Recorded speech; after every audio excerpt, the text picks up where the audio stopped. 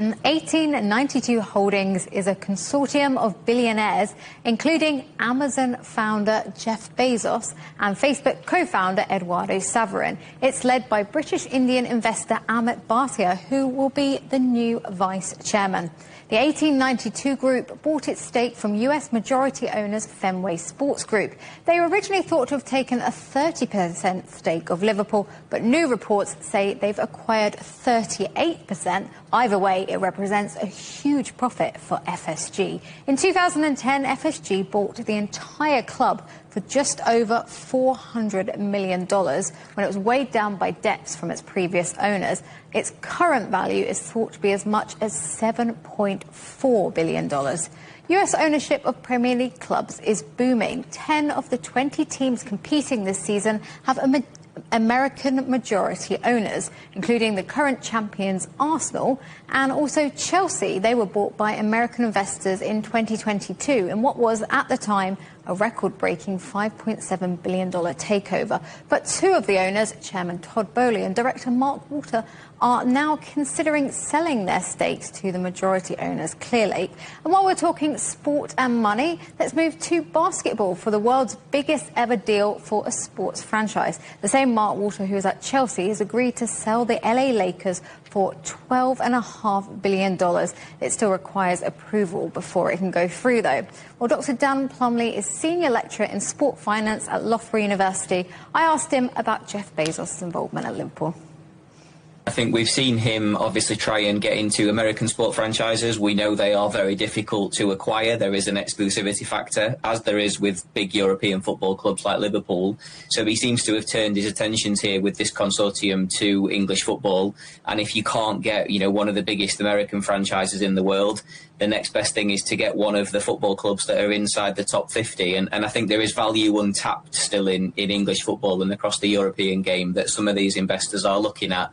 And, of course, the trophy asset of owning one of the biggest football clubs in the world. What would Jeff Bezos hope to achieve from this?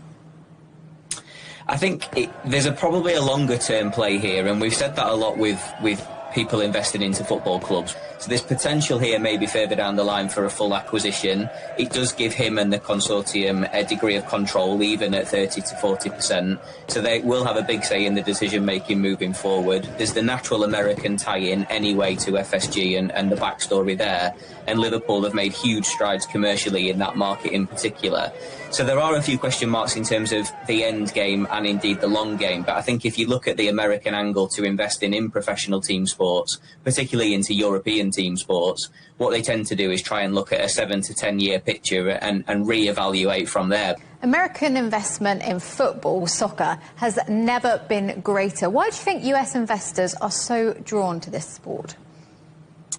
I think the value proposition is interesting. We talk a lot about the American franchises and they are a bit of a close. They are higher in terms of valuation than European football clubs still. The Forbes list and other figures we've seen would testify to that. But there is value still in the European football ecosystem in particular. So there is a wider appeal to owning these football clubs. And of course, if you look at Liverpool as an example, and the Premier League in particular, that is broadcast to over 200 territories around the world. So you do get a global appeal. And I think we've seen more wider movements in American football off the back of, the World Cup and the momentum that's gone behind that. It is still an attractive proposition for American investors to get involved, despite the fact that some of these clubs sometimes, don't make a lot of money year to year. As you were saying there, many clubs are not profitable. So why are they so appealing to billionaires? Is it a vanity project?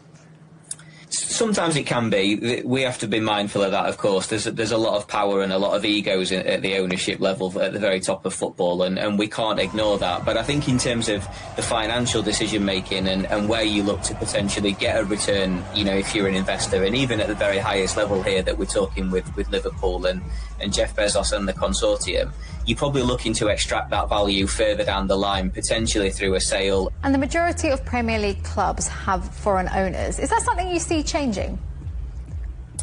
Not in the short to medium term, potentially not even in the long term. I think the finances of the game now just dictate that is the way of it. If you look at kind of, again, the question of who can own these football clubs and the amount of money that you need to even buy a mid-tier Premier League team, you know, we are talking multi-millionaires and billionaires nowadays, and that then naturally stretches the geographical market that you're looking for, and there are simply a few people that in the world that have that kind of money at the very top, and then you can look to come down from there. So I just don't see, given the global shift that we've seen with the Premier League in particular,